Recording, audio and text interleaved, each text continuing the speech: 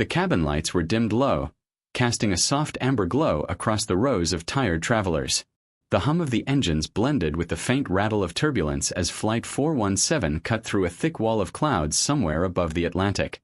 Most passengers were half asleep, heads tilted against windows, neck pillows crooked, lives paused at 30,000 feet.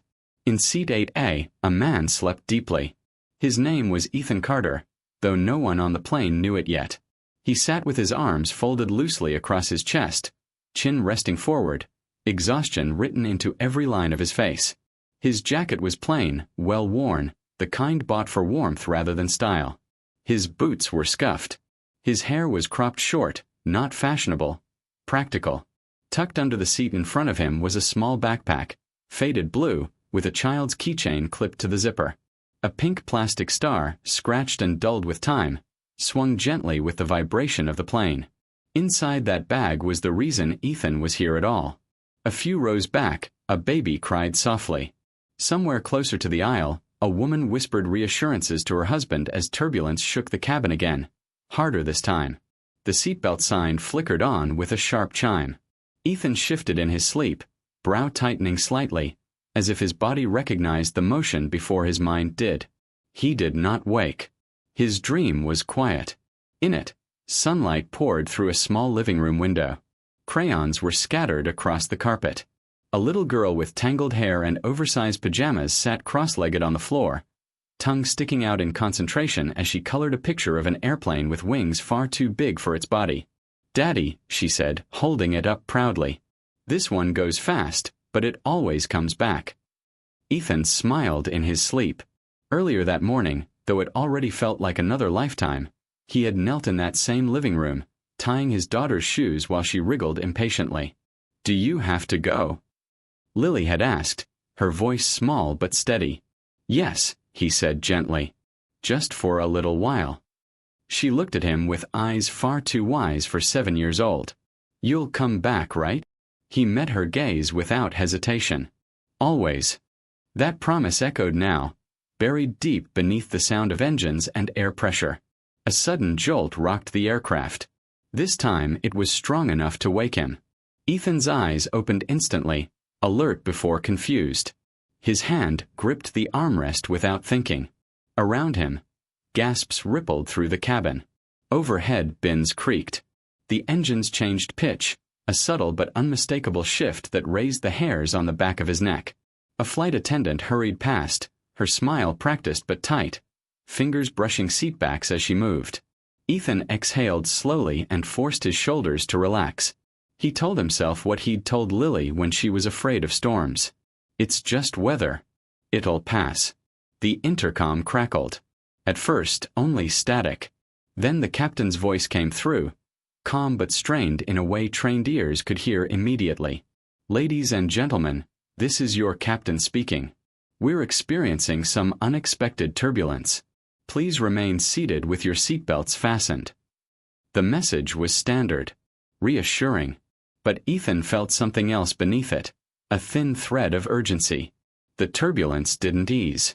Instead, the plane shuddered again, harder, longer. A drink cart rattled somewhere behind him. A sharp metallic clink echoed from above, followed by murmurs that grew louder with every second. Ethan glanced toward the aisle. 2 rows ahead, a flight attendant knelt beside an elderly man, speaking quickly. Another hurried toward the front, her steps too fast to be casual. Then the intercom chimed again. This time, the captain didn't bother with pleasantries. "Attention, please. If there are any trained pilots on board, particularly those with military or combat flight experience, please make yourselves known to a member of the cabin crew immediately." The words landed like a stone dropped into still water. For a heartbeat, no one spoke. Then the cabin erupted in whispers. A woman clutched her child to her chest. A man across the aisle laughed nervously, shaking his head as if this were some strange joke. Someone muttered a prayer. Someone else asked loudly what was wrong. Ethan didn't move. His pulse slowed instead of racing. His breathing evened out. The noise around him faded slightly, replaced by something colder and sharper. Instinct. He stared at the seat back in front of him, jaw tightening. The request replayed in his mind, each word clear and precise. Combat flight experience. He closed his eyes. Images surfaced uninvited. Clouds tearing past a cockpit canopy. Warning lights flashing, the heavy weight of responsibility pressing against his chest at impossible speeds. He smelled fuel. Heard alarms. Felt the vibration of controls beneath his hands. He hadn't felt that in years. He hadn't wanted to. When his wife died, flying had died with her.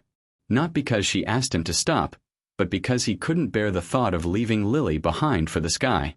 Every mission after that promise would have been a gamble with something far more precious than his own life. So he quit. He became a father in the truest sense of the word. School lunches. Nightmares. Birthday cakes baked badly but eaten happily. A life built low to the ground, safe and steady. Now, 30,000 feet in the air, the past had found him again. The intercom crackled once more. "If you are able to assist," the captain continued, his voice tighter now, "please come forward." A flight attendant began moving down the aisle, eyes scanning faces.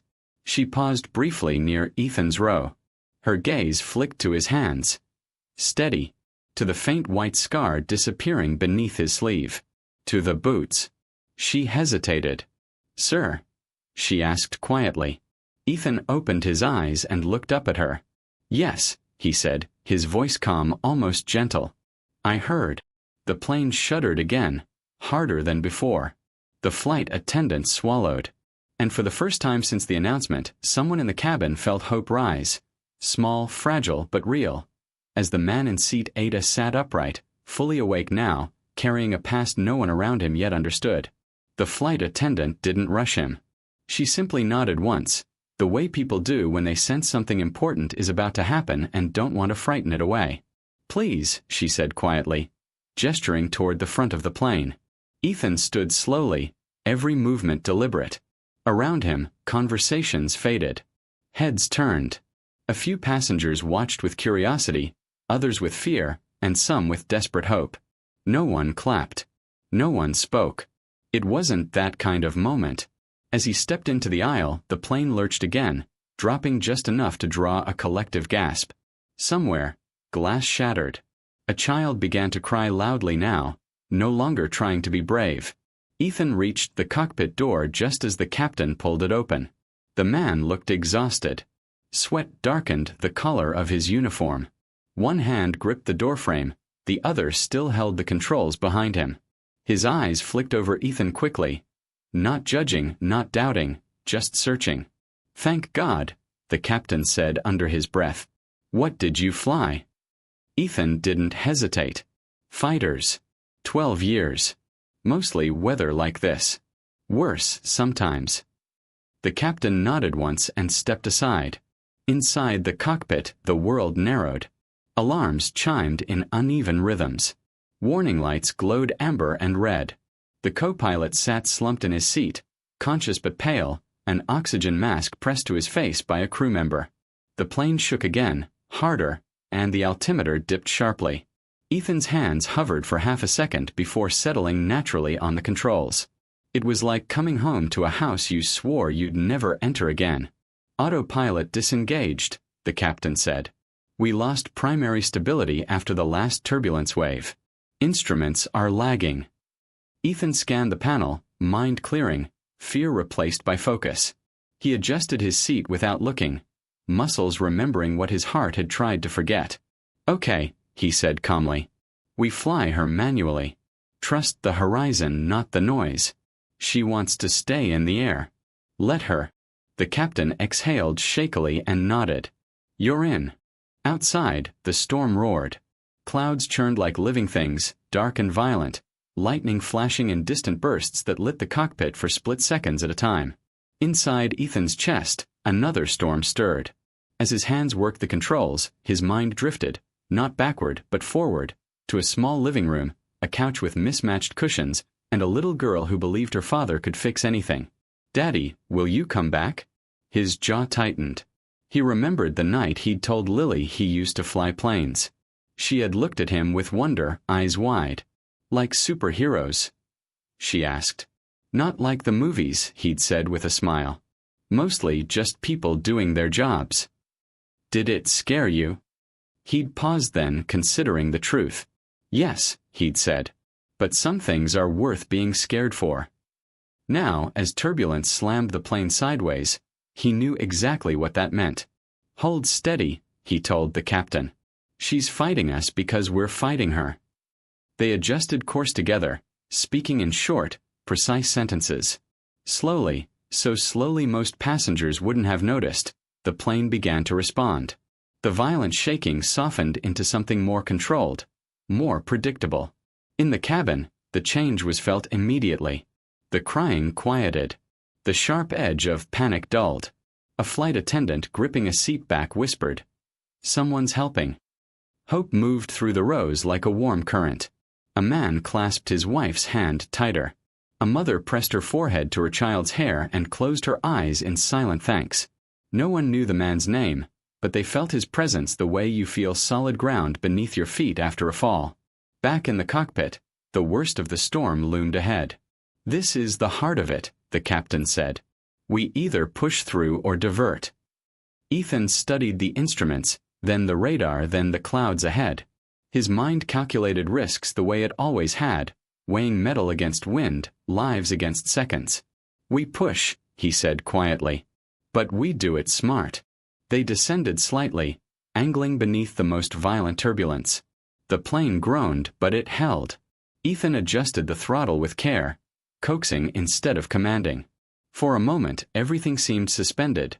Time, sound, even breath.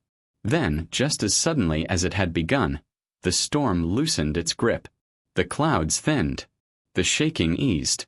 Blue-gray light filtered through the windshield, and beyond it, faint but unmistakable, were the runway lights blinking patiently below. The captain laughed once, breathless and disbelieving. "We're clear," he said. "We're actually clear." Ethan didn't smile yet. He kept his hand steady until the wheels touched down with a firm, blessedly solid thump. The plane rolled safely along the runway. Inside the cabin, silence held for half a second. Then applause exploded. People cried openly now. Strangers hugged. A child laughed through tears. Flight attendants wiped their eyes, smiling as they made their way down the aisle. Ethan stepped back, suddenly aware of how heavy his body felt, how tired his bones were. The captain clasped his shoulder. "You saved every soul on this plane," he said. Ethan shook his head gently. "We did." When the seatbelt sign chimed off, Ethan returned to his seat quietly, hoping to disappear back into anonymity. But it was too late. Passengers stopped him softly. Thank yous murmured, hands squeezed, eyes shining with gratitude. He accepted it all with humility, uncomfortable but moved. He didn't stay long. As soon as the doors opened, he was gone, slipping into the terminal like any other tired traveler with a connecting life waiting beyond the gate. That night, he stood outside his front door longer than necessary, hand resting on the handle, breathing in the silence. Then he opened it. "Daddy!" Lily flew into his arms with the force only a child can manage. He lifted her easily, burying his face in her hair, breathing her in as if to anchor himself to the earth again. "You're home early," she said, smiling. "I promised," he replied. She pulled back and studied him seriously. "Did the plane shake?" He chuckled softly. "A little." She leaned in and whispered, "Did you fly?" Ethan knelt, meeting her at eye level. He reached into his backpack and pulled out her drawing. The paper creased now, edges worn but intact. "Only enough," he said, pressing his forehead to hers, "to come back to you." Lily smiled, satisfied. And that night, as she slept with the drawing tucked beneath her pillow, Ethan sat beside her bed and understood something he hadn't before. He hadn't broken his promise. He had kept it, at 30,000 feet in the middle of a storm, for everyone who needed him to come home.